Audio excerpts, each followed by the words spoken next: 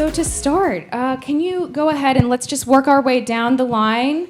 Can you just introduce yourselves, tell us a little bit about what you're working on and how it relates to Ordinals?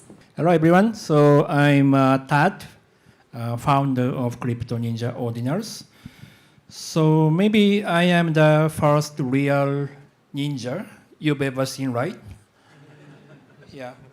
So anyway, so later around 12 noon, I will be having a pitch of the whole entire Ninja DAO and CryptoNinja in Japan. So later I will be having pitch. But about my project, CryptoNinja Ordinals is just a PFP collection, which was sold in last June and early July. And luckily during that time, in Japan, Ordinals is on the hype. So I could sell around 100,000 US dollar. But so I'm just creator side, so I cannot talk so much about building, developing. So I want to hear your opinion, what's Ordinals is going on for the future. Thank you for being here today. Thank you. Hey, I'm Raph. At the moment, I'm the lead maintainer of the Ordinals Protocol. I've been working on this with Casey for the last, or over a year now. My role is basically kind of shepherding the protocol, managing the repo, looking at PRs, and kind of, deciding what direction Ordinals and inscriptions should take.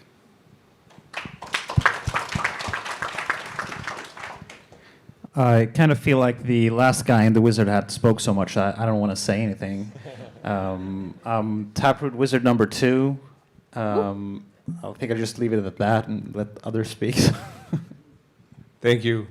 Hi, everyone. I'm Benjamin. I'm the CEO and co-founder of Delwas Entertainment and Life Beyond Studios, 2 companies that are now part of Animoca brand. So I'm kind of representing Animoca here, and I'm sure it's a name you know from the Ethereum space. We're developing a series of technologies that will facilitate the development of the metaverse on Bitcoin, as well as the development of the first Unreal Engine 5 virtual game world that will arrive on Bitcoin by the end of 2024. Great. Let's go ahead and dive into our conversation. And Ben, while you have the mic here, digital Ordinals are often referred to as digital artifacts, not just NFTs. So what do you think differentiates Ordinals from NFTs, let's say, from on other chains like Ethereum and Solana? What makes Ordinals so special? Yeah, I think first, there are a lot of different definitions of NFTs. They can, of course, they're smart contracts. For some people, they're just digital assets that live on a chain. What I think is very, very, very interesting with Ordinals is the true immutable nature. Which is not something that I think it's very often more of a fantasy than a reality on most EVM networks. So the fact, and especially when we think about a world like Life Beyond, where we will have very valuable assets like your property, your land over there, having a true immutable asset, where you are the owner and you can never have like a smart contract developer who can all of a sudden screw with the asset that you were thinking you were entirely owning. I think it's a very important opportunity and very strong value proposition. Definitely. And Tad, would you like to add to that? Why do you think, coming from your project and seeing communities being built, how do you think Ordinals are really attracting this wave of users and increasing in popularity? Yeah, as I mentioned, I'm a more creator side. So for around me, we cannot distinguish so much between Ordinals and other blockchain. So when Ordinals was hype in Japan, we just thought it's a new blockchain which we can sell the art. But as she said, sometime I saw Ordinals are not NFT, it's digital artifacts. But instead, I saw many projects like DeFi will be coming to Ordinals, or Metaverse like you. Metaverse is coming to Ordinals. So finally Ordinals will be going to like other blockchain, or it will be going to very different, unique evolution. That's my points, and I want to share to Japan.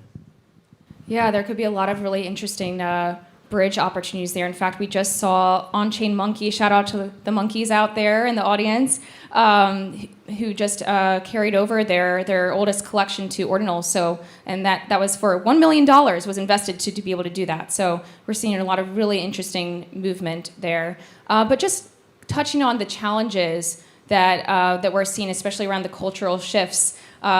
Eric, I guess you're kind of the leader here on breaking Bitcoin. Can you tell us about that experience, breaking Bitcoin, and why people are so upset that they feel that Ordinals are congesting the network? We did not break Bitcoin. Hard fork. People accuse us for breaking Bitcoin for using the Bitcoin chain, and there are some people that say that Ordinals are clogging the network. It's making it harder to sync the chain. That's like 100% verifiably false, because if you think about it, for a Bitcoin full node, to sync a block that consists mostly of JPEGs is actually easier to sync than a block that consists of a bunch of complex multi-signature transactions, a bunch of complex scripts. A block full of JPEGs is actually the easiest thing that you can possibly sync, because there is no computation to be done on that block. All you have to do is download the data and boom, you're done. So the more JPEGs we put on Bitcoin, the easier it becomes to sync the chain.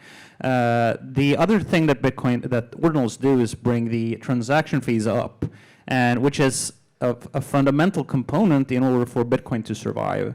So bringing the fees up and making the chain easier to sync is helping the Bitcoin blockchain in like the best way that you possibly can. I can't think of any other possible thing that's happening on Bitcoin that is helping Bitcoin as much as Ordinals do. So it's just a hilarious, a way to try to attack Ordinals, that they're like a problem for Bitcoin. They're actually like the one thing that can help Bitcoin. Yeah. So you like? I'm sorry. Do you mind? You're like oil for the chain in a way. It's like I think it's a little bit like coming from the Ethereum space. It's a little bit like being against gas. And of course, no one wants to pay extremely high gas fee per transaction, but the gas is important to the network. If we abide by the ethos of the network effect of decentralized architectures, the point is that we need to be able to inject, and contribute to the development of the network through the generation of fees. So it's being against it is kind of being against the whole purpose of decentralization to me.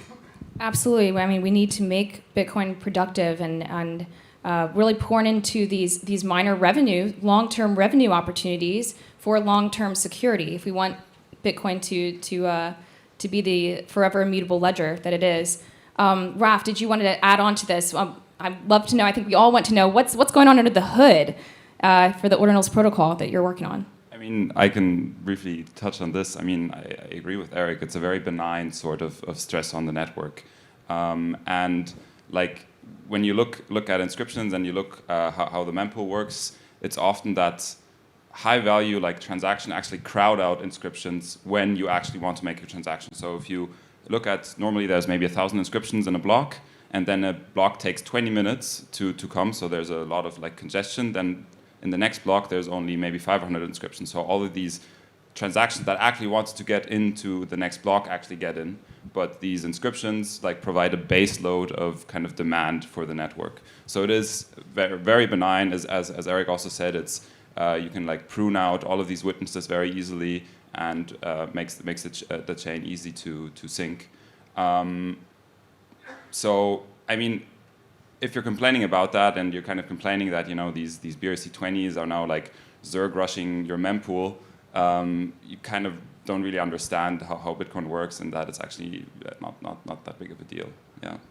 I gotta add something. I think we may have glossed over the part where BRC-20 UTXOs actually do bloat the UTXO set.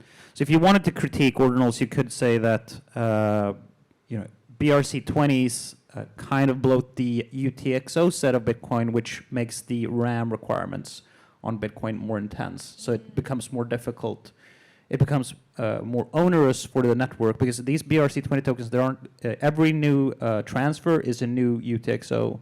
So it's not like you collapse these at the end of using them, so you just keep making more of them. So I think that we might need something more efficient for the BRC-20 protocol. The JPEGs are awesome, though. The JPEGs are fine. But the BRC-20s, we kind of need to do some more work on that. Yeah, we'll get there. We'll get there. And Raph, if you don't mind, if I can throw you a little curveball, I did hear in a Twitter X space, whatever we're calling them these days, that there's some concerns around any kind of like centralization that this JSON layer on Bitcoin is actually centralized in regards to the core team working on this. And what is your opinion on that? What do you mean, like centralized in the way the development is done, or? I mean, this protocol is very new. Like, we released the alpha version in February, and we've been looking at PRs and merging stuff. I don't really have anything big to say to that. Like, we're getting feedback from people trying to like push or like set a direction for the protocol, and if people are not happy, they can fork it. It's an open market, and if you are unhappy with some decisions that we make, then you just fork it, and then you can kind of see which will gain more adoption. And I'm happy to switch over to whatever the fork then is. So I'm pretty relaxed about that, but I don't see a big problem with that. And again, I think it's a balance to find. We can't constantly complain that we're lacking of features and tools, and at the same time want to go for a fully decentralized governance where things have a hard time making progress fast. So I think the way you guys are doing it. I mean, great. yeah, the way we designed it is with like Bitcoin principles in mind. So like the whole idea was like you have to run your own node, you have to run your own indexer. The wallet is designed in this way to kind of, really further the decentralization of the network. So we're definitely keeping that in mind. We're not trying to build like a centralized server and you query like ordinals.com for your wallets. Like or at least we try to encourage like running your own thing. So from that perspective, I think we follow kind of the Bitcoin ethos. Yeah, absolutely. Thanks for taking the curveball there. And I would like to just mention that the Ordinals team, they have created this nonprofit, so you can actually donate to the Ordinals Protocol. So definitely encourage you all to do that. So I think a lot of we're all here because we are proponents, at least likely most of us are proponents of the Ordinals. But let's talk about the perspective where there could be some merit that this is actually a distraction. Eric, what are your thoughts there? Or do you have any concerns around the protocol that this might be distracting from anything else that we should be focusing on in regards to Bitcoin development? A distraction from what? Like honestly, distraction from the Lightning Network, which has been developing for like 7 years. What? No, I'm sorry. There's absolutely nothing that is happening on Bitcoin. This is the first thing that has happened in ages. This is a breath of fresh air. I wish there was something to distract on Bitcoin. This is the whole reason that we're doing this. There's absolutely nothing to distract on Bitcoin, sadly. Or how about this? Is there anything that you disagree that most people are currently talking about in regards to Bitcoin, or it could even be around Ordinals? Is there some kind of hot take you can share with us? Well, I think that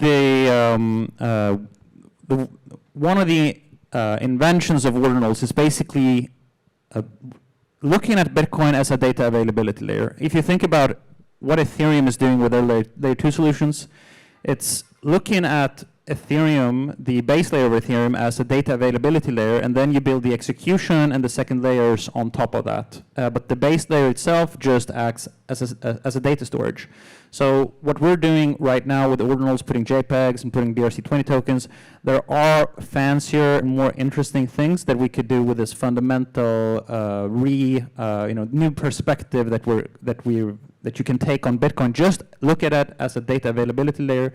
Think about the layer 2 solutions that you can build on top of that and allow that to shape your future vision for the protocol. Because ultimately, what you could design with Ordinals, or just with Bitcoin as a data availability layer, is you could you could build fully expressive execution environments. You could build privacy into Bitcoin. You could build smart contracts into Bitcoin. And we haven't really done that so much right now. I think what we've done so far is like catering the way and like making the first big steps towards that. But we can do way more fun things with Bitcoin and Ordinals than what we are currently doing. Yeah, definitely. There's so many exciting opportunities. Raph? Yeah, I mean, for me, it's not the distraction. It's like rattling the cage, you know? It's kind of waking people up that you can do more with Bitcoin. I think I got into Bitcoin, and you read about Bitcoin, and you know, like there's this whole like big blog and talks about like the difficulty adjustment, how the hash rate works, but it's a very static kind of mindset. Like you have this huge wall that you built, and Bitcoin is secure as it is, and nothing has to change because it's secure and static. But like nothing that's static is really a good defense. Like Bitcoin has never been really attacked by anyone or any great like state actor. So you need kind of to think a bit more like about active defense and active and mobile defense, and what kind of inscriptions do is like stress this a little bit, like just like, yeah, let's see like what happens to the mempool if the mempool all of a sudden is a gigabyte in size. Like what happens to the fee market? It's kind of people have to now like confront themselves with what is happening with Bitcoin, how Bitcoin is reacting to like a little bit of stress. And so I really think that it's a very good kind of stress to bring to the Bitcoin network. Yeah, absolutely. I mean, if we're here for Bitcoin mass adoption, I mean, even if we're getting to like 1 billion users, we need to have that pressure there, because at some point, ordinals, no ordinals, whether or not you like JPEGs on Bitcoin, we're going to need to face those kinds of issues. So it's a good thing, and what more fun way to bring builders, especially from chains who like to have fun, like Ethereum and Solana. You know, what better way to attract this kind of talent back to Bitcoin? So definitely interesting. Did you want to add there? Okay, yeah. Great. All right, so let's go ahead and move on. Speaking of kind of making this a more user-friendly space. Ordinals can have implications for user experience and accessibility. How do we ensure that we're removing these kinds of complexities for the user experience and just ensuring this on-ramp into the space is really smooth? Ben, maybe you want to touch on this, given your communities in the metaverse? Yeah, I don't think it's specific to Bitcoin and to Ordinals. It's the same issue that we have on any other chain today. It's just the fact that, of course, we need to ease the user experience, and that we need to find the right type of content that will drive this mass adoption. I think if we're here to facilitate this massive adoption, of course, culture, entertainment, gaming are going to be drivers for this. And it's not something specific to Ordinals. It's just every other network is trying to drive this thing. But for sure, if we start to have, and we start seeing it right now in the Bitcoin space, some very interesting projects, I really believe that, eventually, even without the most perfect user experience and even with a little bit of friction, if the projects are really interesting, your users overcome some of them. Of course, it's up to a limit, and so again, we need to find the ways and to collaborate, and that's very much our intention here.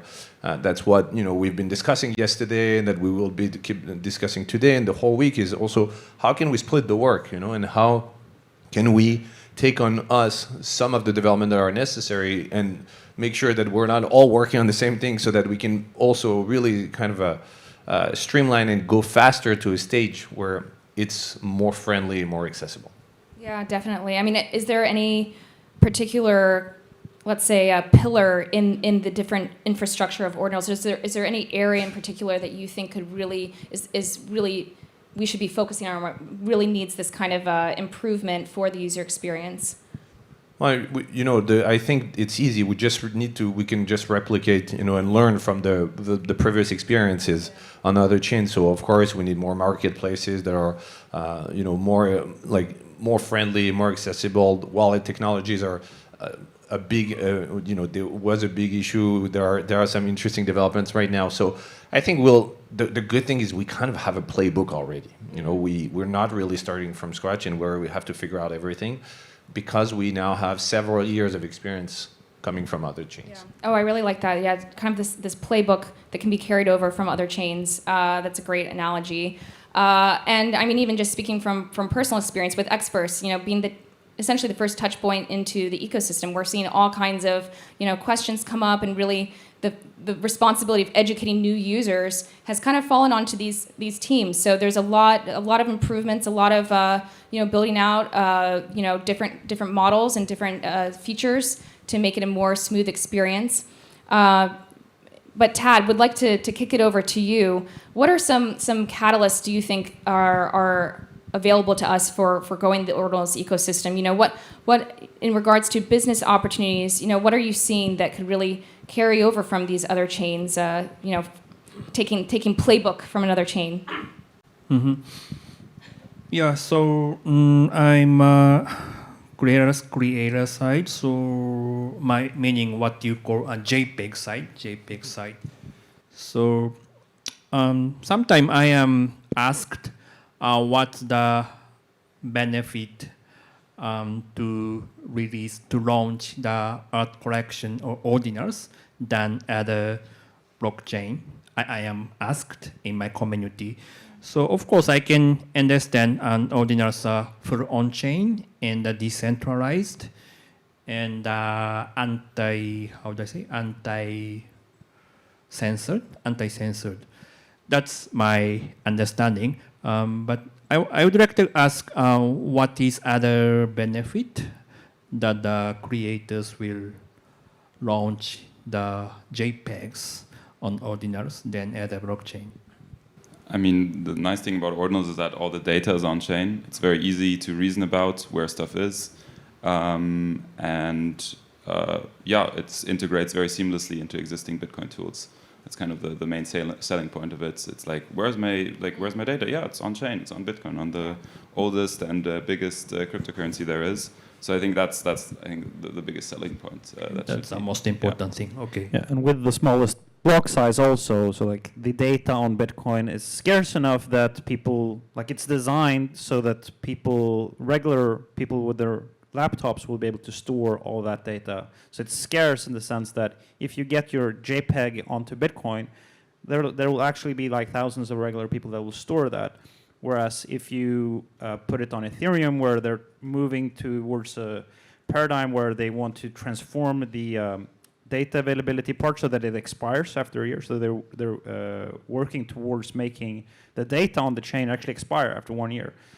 Bitcoin has a completely fundamentally different model towards data availability, where the whole philosophy is that everyone will store that data forever, basically, and that's no other chain really behaves that way, which makes Bitcoin like the premier, the gold of the various metals in the blockchain. Yeah, exactly. Space. It's like inscribing your art on this huge obelisk in the middle of town square. That will stand there forever. Yeah, I kind of have to say my aha moment, I think, for Ordinals is just realizing NFTs and other chains, a lot of the data is stored on IPFS servers. So that means that if for whatever reason those projects go away or they stop paying for those servers, you're not going to have that data anymore. You're not going to be able to see your JPEG, and it's gone. So, I mean, it is a very real use case here. Good case, bull case for coming over to Ordinals. It also makes it easy to use. Yeah. We've designed the wallet. You just do Ord wallet, inscribe, and then your data you want to inscribe. Nothing else. You just need to run Bitcoin, and that's it. No spinning up some IPFS node. No doing something weird. It's very, very simple, and that's why I think it also exploded in demand, because it was just so simple to use, like really that simple. Yeah, so true.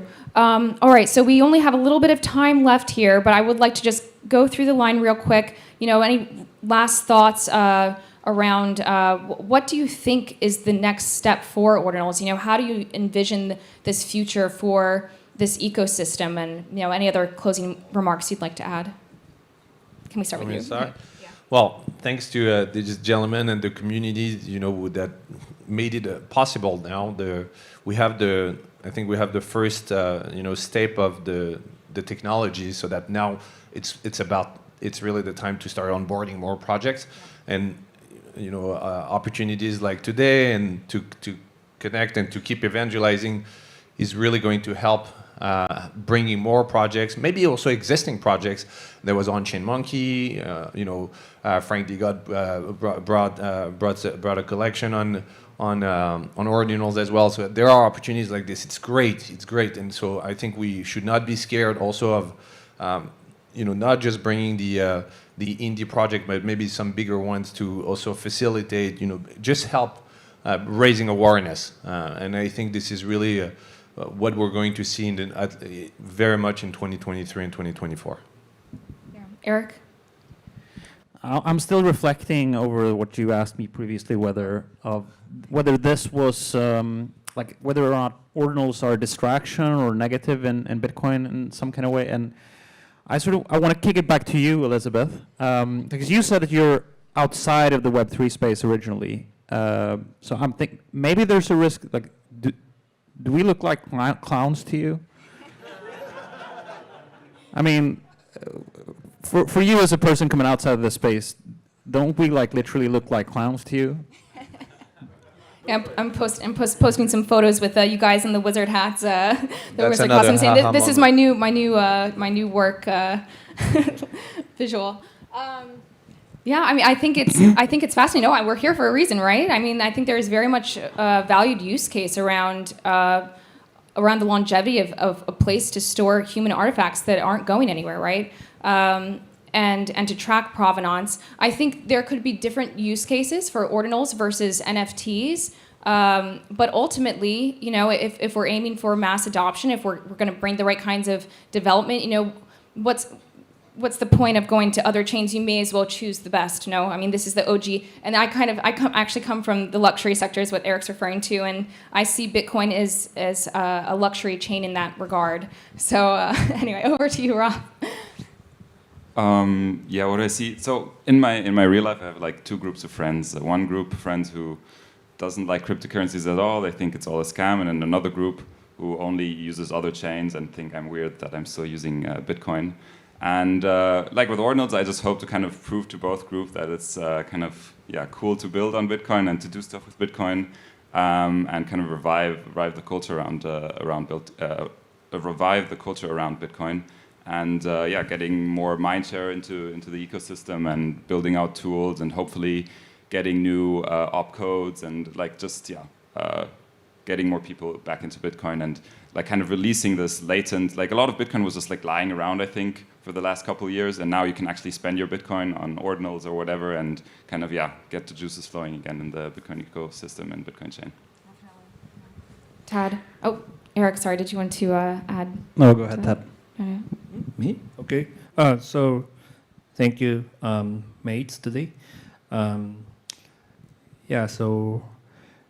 of course, about JPEGs as nowadays a little downtrend.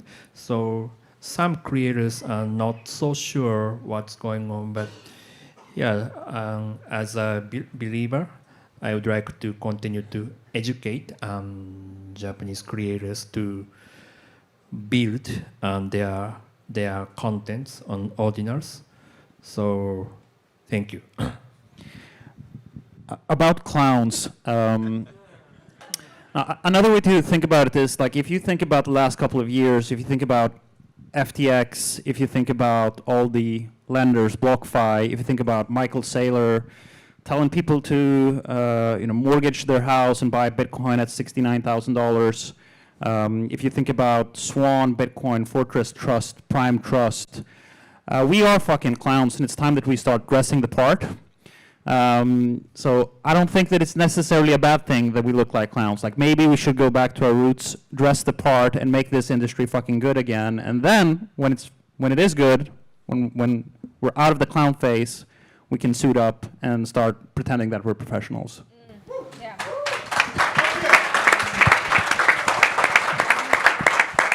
Absolutely, we're here to win it, here for the long term, and we're looking at all these exciting developments with the institutions, Bitcoin spot ETF. It's coming. It's we're here very early, and but pretty soon, I mean, there's going to be standing room only here. So enjoy while we all can. All right. So I think with that said, we're just about finished with our panel. I think we're at time. So thank you, everyone who's up here. Thanks for your time and sharing your insights. And yeah, we'll move on to the next panel. Thank you. Yeah.